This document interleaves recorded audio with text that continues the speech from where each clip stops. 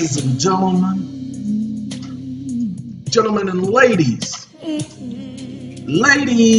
and gents, got a little bit of something we about to show y'all. We're going to talk a little bit about allodial title. I know people have heard that name, and I was reading something and somebody gave a suggestion, said they had not heard the word before a particular moment. We're going to turn down the OJs because they talking about making up, you know, and it sounds a lot like Lenny Williams style, this particular song by the OJs, and it's just Lenny Williams did a song and he has a similar beat to it and similar rhythm to it, and so it came across as, you know, almost Lenny Williams-ish. Now you can go, this is what you're going to type into Google: allodial title via land patent material. That's what you're going to type in. You're going allodial title via land patent. Okay, and you're going to get the whole document there at the Freedom School. Freedom! Oh, no, not that freedom. Okay, not that, shut up, not that freedom. This is the document I'm interested in. When you do the search, this is the one that caught my attention. Did it catch your attention? Just snatched it right out of midair. Said, get over here, attention. And I said, but I don't want to get over there. And my attention said, I don't care what you want. Ladies and gentlemen, I am pointing you to this document because when I was reading it, I saw how accurate some of it was. I can't tell you all of it is accurate because I haven't looked at the whole thing. Okay, I'm sorry. I know I'm not supposed to be yelling, but y'all be talking in my ear while I'm talking and y'all just get on my last nerve. Y'all know how I mean. Y'all know what I'm saying. You're getting on my last nerve. So pay attention.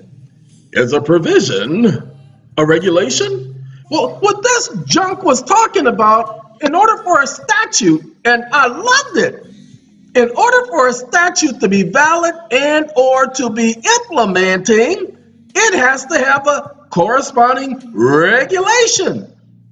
That's what I was reading. Oh, and then they have questions you ask your banker and it gives you an education. And when I saw it talk about the regulation, oh, and I tell you, when I say regulation, I want y'all to understand regulation.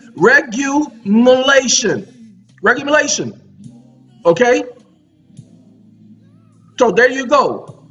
And implementation regulation. All right? So here it is. It says statutes, when applied to the public, must have a corresponding administrative code. This is called regulating the public. The public is regulated, people, or implementing regulation to give it force and effect of law. Excuse me, why? Who said that? Because it's an administrative system. I'm sorry. Like I said, I don't mean to yell, but some of you guys just aren't getting it. This is according to the Administrative Procedures Act. When they went to an administrative system, this is Title V of the United States Code, people, the Administrative Procedures Act. A statute by itself, then, as it affects the public, is no law without a regulation, and it's expressly null and void. You can look up the code. Okay? Pay attention. That is the very premise for my appeal that has been pending for 3 years, is that they tried to apply a statute for which there was no regulation. And the Supreme Court stated there was no regulation. Sorry, buddy. And because the way I'm bringing up the argument, they can't get around it. Because you know how I do. I go to foundations, and I just do like they did in the World Trade Center. I just undermine the foundation of the building so the whole building collapsed, not just parts of it. I go after the whole, well, you know what I'm saying, how they went into the building 2 weeks before the whole Trade Center incident happened, and they did some construction work, though they were undermining the structure.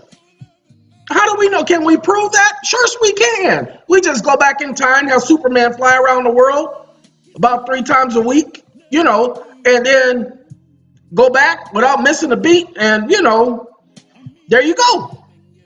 All right. Is a provision a regulation? To decide whether a provision is a regulation, the agency must consider whether its effect to the public or whether it affects the public, or is used by the agency in dealing with the public. Ladies and gentlemen, who determines whether a provision is a regulation? It says the agency gets to make that determination. Ladies and gentlemen, that's what you need to understand. It's administrative. The whole system is administrative. That's what I liked about this. Final agency attorney legal review on page 9 of the regulation adopting process. See, this is how they adopt regulation. It states the agency attorney will review the substance of the regulation for its legality, constitutionality, and consistency with other regulations. The agency comes up with it under the APA. Okay? We're going to do that because I know that ain't supposed to be separated, but it's separated, and I don't think it's going to let me edit. Let's see if it's going to let me edit. Come on now. Let me edit. Nope, it's a no edit. See? Hourglass. No edit. Say hourglass, no edit. So I can't edit. I can edit later when you guys are not looking. Okay? See how it did that? But it ain't letting me do it no more. Popped up when I didn't want it to pop up, and when I blinked, it was gone. So no edit, y'all. Sorry. Yeah, because it just says no. Well, anyway, ladies and gentlemen, this is letting you know the statutes are not law. They never were. Oh, by the way, they even go into the paying of taxes. Now, I done messed up. You see how this is all mixed up and combobulated? This can be combobulated. Who is this?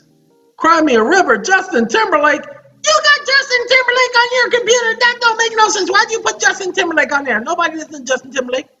Oh God, that whole Prince thing, that was a fluke. He couldn't even, he can't dance to save a poor man's life, let alone his own. Sorry, ladies and gentlemen. This is what I tell people when they give me their little sob stories about crying me a river. Okay. Now, there was a party who contacted me and asked for my help and told me they valued my time. I'm about to let them know that I am not going to sit up here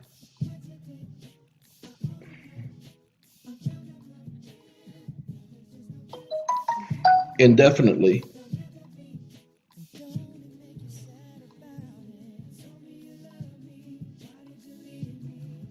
Okay, this is me letting them know that I'm not going to wait indefinitely because I decided I would extend my help to them, as I told them, only if the issue was legitimate. If it is not legitimate, then I'm not going to help. I'm not going to waste my time. But I'm not going to sit up here and be waiting on hands and feet. Sorry, I don't do that for nobody. So, ladies and gentlemen, as I said, I don't care if you guys think you understand when I say I don't have the time to help you. Let me see if I can explain it to you so you get it, because some of you are not getting it. I'm finally able to go and say, hey, everybody, I was right. Thanks to my God, who I serve, Jehovah. I was right. Why? Because I said that you are an investor in your property. Oh, you were guessing before then? No, I knew exactly what I was talking about, but I had nothing succinct from the court to prove it to you until we looked at that case where the judge actually says that you are a beneficiary in your mortgage. Ladies and gentlemen, that creates a conflict of interest because the trustee is supposed to represent the beneficiaries. How can you be a beneficiary in that agreement, the trustee representing the beneficiaries, and pay attention, the contract says that he represents the beneficiaries. It does not say he represents only this beneficiary or that beneficiary. Did you know that if one beneficiary says, no, I don't want to sue, they can't sue? They can't foreclose? So withdraw your consent from the trustee to foreclose on your property. Just send them a letter saying, as a beneficiary, and do exactly what I did. I showed you guys the portion of the judge's decision that you apply to yourself. Hold on. I did something, I am going to have to put you guys on pause because I do realize this particular document has some personal information. So when we come back, Justin Timberlake going to be gone. I know y'all were hoping and wishing he was, but 1 second, okay? I told y'all he would be gone by the time we came back. Pay attention. This is, Love Power. Jeffrey Osborne and Dionne Warwick. I mean, you know what I'm saying. To whom it may concern, this is regarding the REMIC, the real estate mortgage investment conduit. See? REMIC. As a matter of fact, in the future, that's exactly what I'm going to do. Is I'm going to highlight this acronym because it is necessary that they know that I know that they know that I know what I'm talking about. Forgot the M. Come on, B. And got to get the M. This is lovers do. Anyway, ladies and gentlemen, take a look. It says the property is located at the same paragraph that appears in all of them, appears to have been subject to the rules, regulations, and laws associated with securities. As a beneficiary, where are my benefits? It is surprising to the point of astonishment that the securitization trustee has not complied with the terms of the pooling and servicing agreement, and further has not substantially complied with the laws of the state whereby the trust was created in attempting to obtain assignment of the note and mortgage associated with the aforesaid properties. Pay attention. Hold on. Shut up. Shut up. Shut up. Shut up. Somebody's out there trying to say, I know where you got that from. I know exactly what you're doing. I know what's saying that. Shut up. That's exactly my point. Just shut it up. Okay? Not there. That's not the one. I got to open it up. Sorry. Give me 1 second, y'all. Not allodial title. I need not that one. Not that one. Not that one. Where is it at? You know what, ladies and gentlemen? I opened it up. You all saw me. Because I moved it. Okay. I apologize. I moved it. So that's why we ain't going to find it. Okay.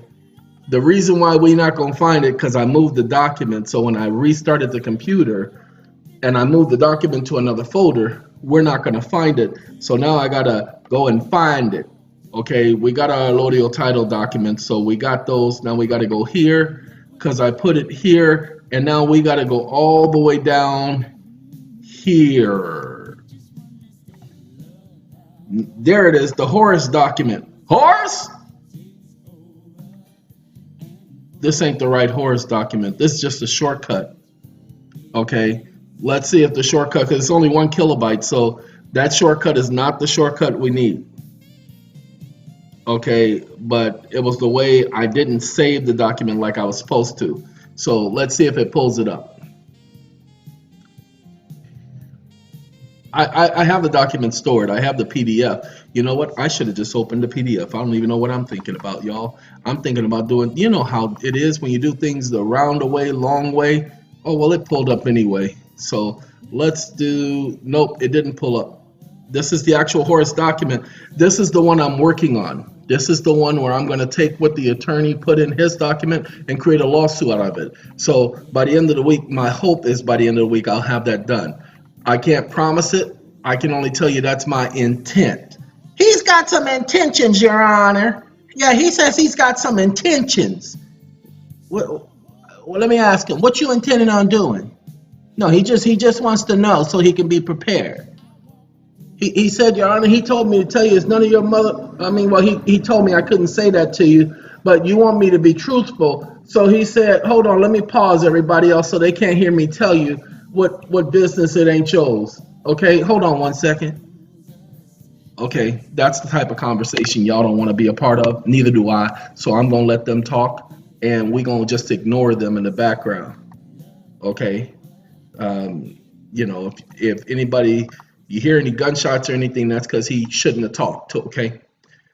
Second, the plaintiff, Horace, is a third-party beneficiary of a servicing and pooling agreement created by the defendant, Trust LaSalle National Bank. Indeed, without such pooling and servicing, the plaintiff, Horace, and other mortgagors similarly situated would never be able to obtain financing. Now, ladies and gentlemen, many of you are going to think that this is a far stretch. I can't do that. I don't know how you do that. It is surprising to the point of astonishment. Wait, pay attention. It's the same thing. I wrote, I'm sorry. We're supposed to be at the part where it is astonishing because I put both in the same paragraph. You guys didn't see that? Okay. First, the court is surprised to the point of astonishment. Okay. So what I did is I said it is surprising to the point of astonishment. That securitization trustee, the court said, the judge said that the defendant Trust LaSalle National Bank did not comply with the terms of its own servicing and pooling agreement. So what I did is I said that the securitization trustee has not complied with the terms of the servicing, pooling, and servicing agreement, PSA, and further has not substantially complied with the laws of the state whereby the trust was created in an attempt to attain assignment of the note and the mortgage associated with the aforesaid properties.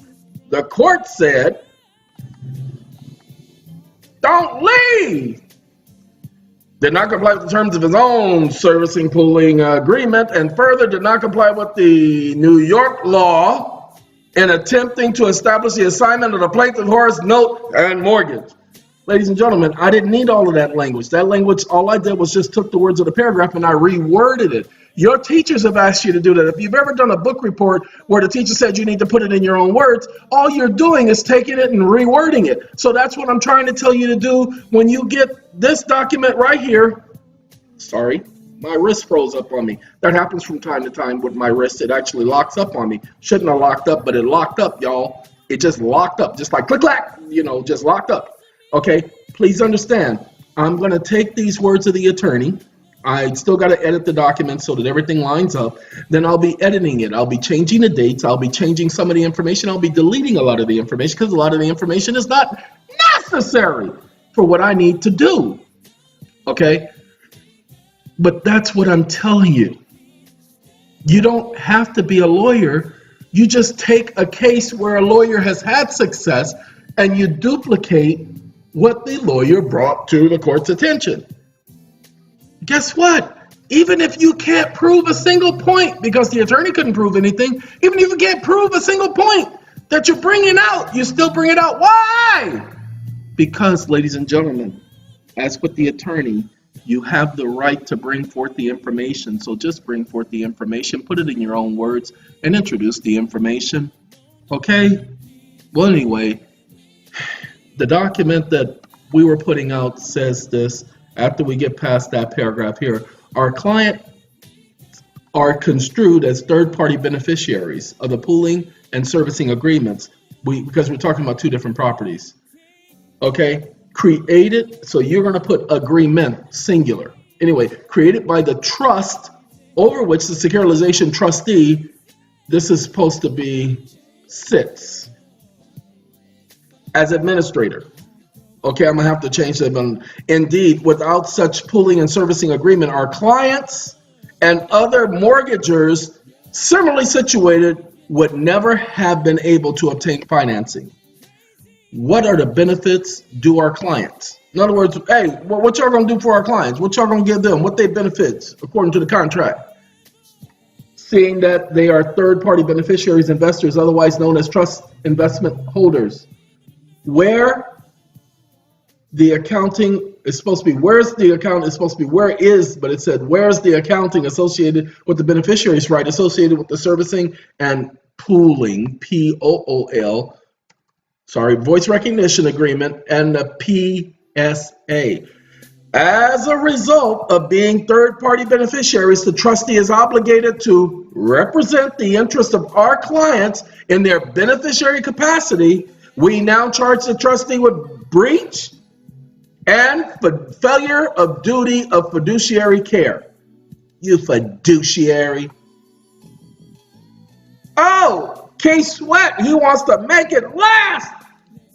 Anyway, we do not believe that there has been a perfecting of title, nor do we believe that there has been a chain of custody of title, providing that the note and the mortgage have never been separated. We also believe that the mortgage has been securitized separate from the note, thereby canceling the obligation as a result of this unlawful conversion. We need to see proof that there has been a perfecting of title, and we will grant you only 14 calendar days to provide the certified proof to the following address. Okay, ladies and gentlemen, let me explain what we're saying right here so you guys can get it, and then we're going to let you get back to your day. Okay, getting to the point.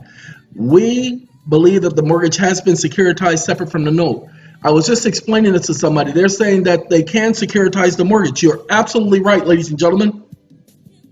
They can securitize the mortgage, but there are several steps they have to do. However, once they securitize the mortgage, it constitutes an conversion. Why? Because the definition for a mortgage is not the definition that they create on their own when they make these new laws.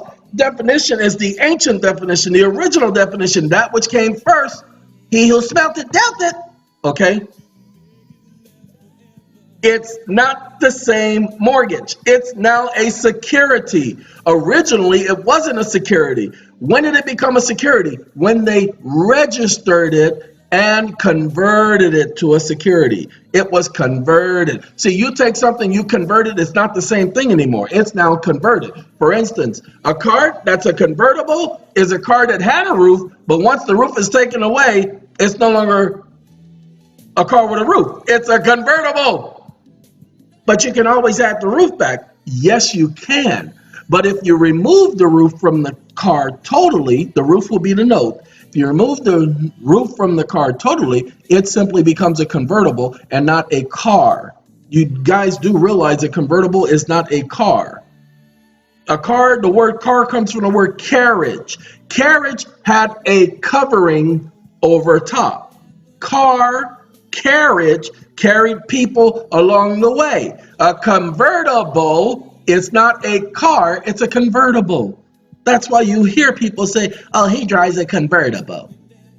They don't say he drives a car. Oh, well, I drive a car that's a convertible. Who does that? Nobody. So when they take the mortgage and they convert it to a security, remember, they're not trading the note on the market, they're trading the mortgage on the market.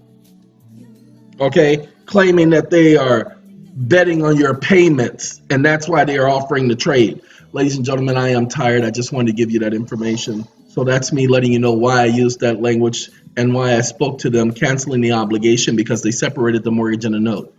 Why? Because it's no longer a mortgage anymore. It's now a security. It's no longer a mortgage anymore. It's now a security. It's no longer a mortgage anymore. Just keep saying that to yourself. Once they do the conversion, it's no longer a mortgage. It's a security.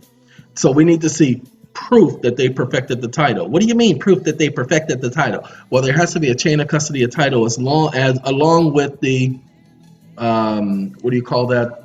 Chain of custody of title. And oh God, see, that's what happens. Lose that thought that quick, especially when I'm tired. Ladies and gentlemen, there has to be a chain of custody. It means that they have to have all of the assignments together. All of the assignments, one to the other, and they have to show when these assignments took place and they properly registered each assignment. They fail to register the assignments, then they don't have any jurisdiction.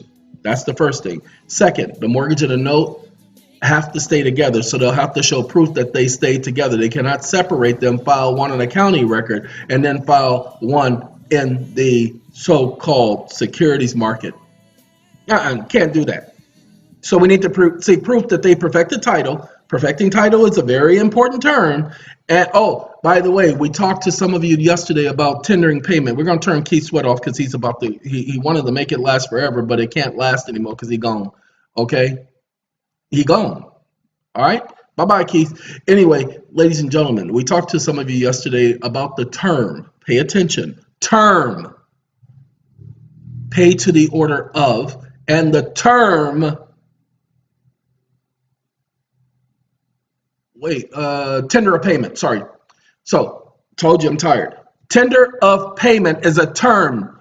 You think you know what it means because you've heard it before. And the tender payment means you have to pay somebody. And you don't understand. The term does not require that you pay somebody. It only requires that you make an offer. How do you make an offer? Well, normally, if you're going to pay a company, you make an offer either by using a credit card, a check, or a money order. Remember, money orders are not money, checks are not money. So you make an offer and then they cash it, signifying acceptance. So there must be acceptance to your offer. Every offer is not a tender, but every tender must include an offer. Okay, the hour style money orders. Now you understand the logic behind those. Now you understand why I say that they are still working. Okay, you just have to educate yourself as to what tender of payment is. Remember, there is no money. Okay, sorry. Let me let you guys go before I get excited. You know he doesn't like to get excited. They just got my medication so he can't get excited. So y'all just forgive him, okay? All right. Have a good day. Ladies and gentlemen, have a good day, have a good night, have a good life, have a good bye.